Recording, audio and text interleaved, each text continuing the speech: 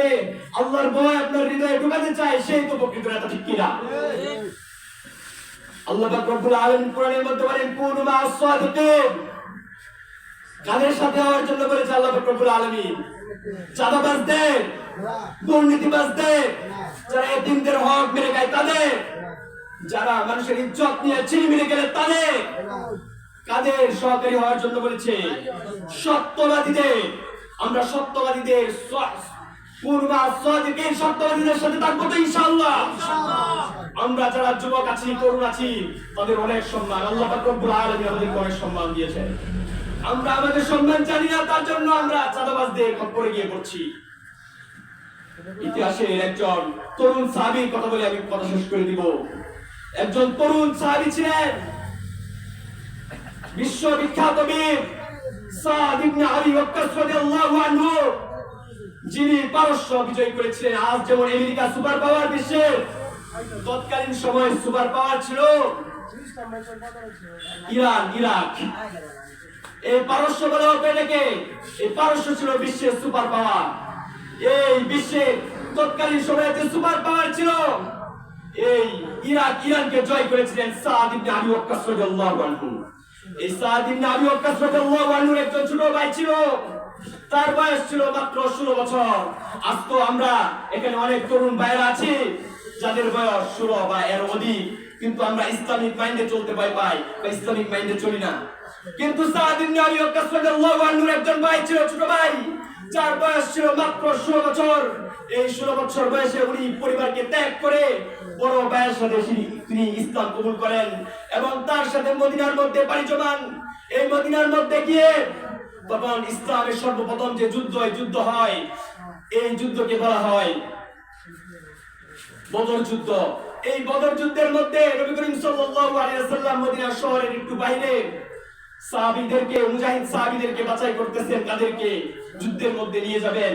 এই বাছাই পর্বের মধ্যে সাদ ইবনে আবি ওয়াক্কাস রাদিয়াল্লাহু আনহু দৃষ্টিগোচর করলেন যে তার ছোট ভাই উমাইর রাদিয়াল্লাহু আনহু একটু যেন হতাশা নিয়ে ঘোরাফেরা করতেছে। তখন সাদ ইবনে আবি ওয়াক্কাস রাদিয়াল্লাহু আনহু জিজ্ঞাসা করলেন, উমাইর, তোমার কি হয়েছে ভাই? তুমি অস্থির কেন? তুমি এখানে অস্থির হয়ে হাঁটাহাঁটি করছো কেন? তখন উমাইর রাদিয়াল্লাহু আনহু বলেছিল, ও আমার বড় ভাই, আমি তো যুদ্ধের মধ্যে যেতে চাই।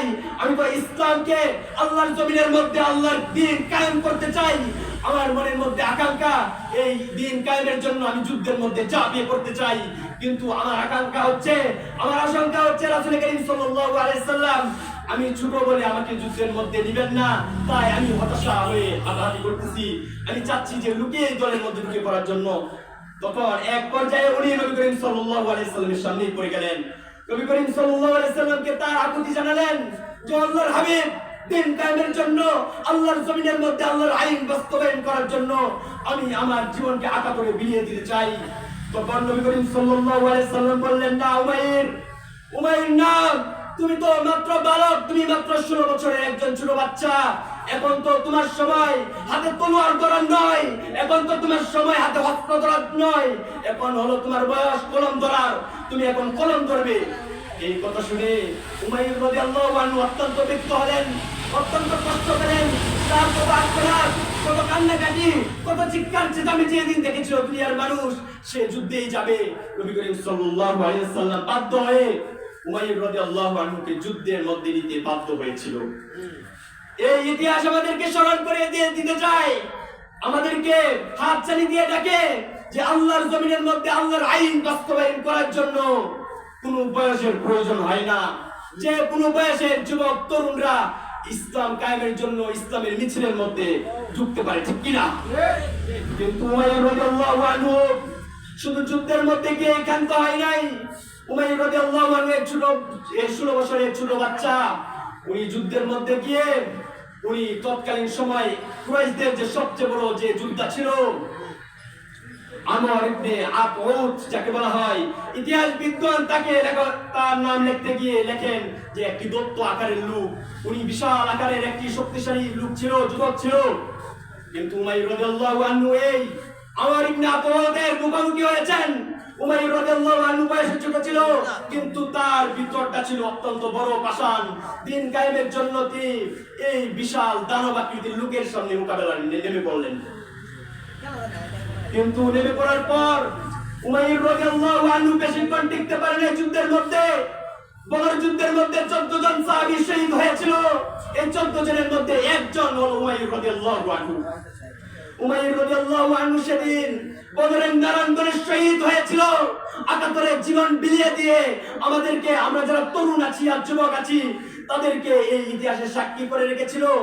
এটার জন্য যে যুদ্ধের মধ্যে, যে আল্লাহর জমিনের মধ্যে আল্লাহর আইন বাস্তবায়ন করার জন্য কোনো বয়সের প্রয়োজন হয় না। তাই প্রিয় ভাইয়েরা আমার, তোমরা ইসলামের সম্পদ। তোমরা শুনলে অবাক হবে, যারা যুবক এবং তরুণ, আপনারা শুনলে অবাক হবেন যে ইসলাম বিজয় হয়েছে তরুণ আর যুবকদের রক্তের উপর দিয়ে। এই ইসলাম বিজয় হয়েছে তরুণ আর যুবকদের রক্তের উপর দিয়ে। তোমরা ইসলামের সম্পদ। তোমাদের ইসলামের মধ্যে অনেক মর্যাদা দেওয়া হয়েছে। তার জন্য তোমরা তোমাদের ইজ্জতকে, তোমাদের সম্মানকে ধরে রাখতে হবে। কোন চাঁদাবাজ দুর্নীতিবাজদের খপ্পরের মধ্যে পড়া যাবে না।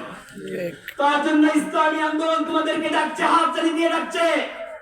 ইসলামী ছাত্র আন্দোলনের মধ্যে, ইসলামী ছাত্র আন্দোলনের কর্মী হয়ে দিন আল্লাহর জমিনের মধ্যে আল্লাহর দিন কায়েম করার জন্য। প্রিয় ভাইরা আমার, উমাইর রাদিয়াল্লাহু আনহু সেদিন শহীদ হয়েছিল, কিন্তু উমাইর রাদিয়াল্লাহু আনহুর ইতিহাস ছিল বিরল।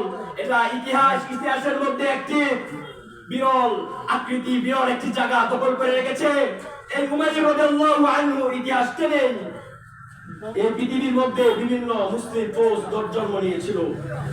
আমরা জানি এই ভারতের মধ্যে সর্বপ্রথম যখন ইসলাম আসে, মাত্র 16 বছর 8 মাসের যুবক একজন মুহাম্মদ বিন কাসিমের হাত ধরে এই উমাইর রাদিয়াল্লাহু আনহুর উত্তরসূরিরা যুগে যুগে দিন প্রচার করেছেন, ইসলামের অবদান রেখেছেন বিভিন্ন জায়গার মধ্যে।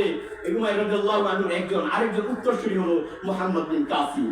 এই মুহাম্মদ বিন কাসিমের কাছে যখন একটি পত্র গিয়ে পৌঁছলো যে সিন্ধুর রাজা দাহিরের কারাগারের মধ্যে একজন নির্যাতিত বোন বন্দী হয়ে আছে, তাকে নির্যাতন করা হচ্ছে, একজন মুসলিম বোনকে প্রতিনিয়ত নির্যাতন করা হচ্ছে।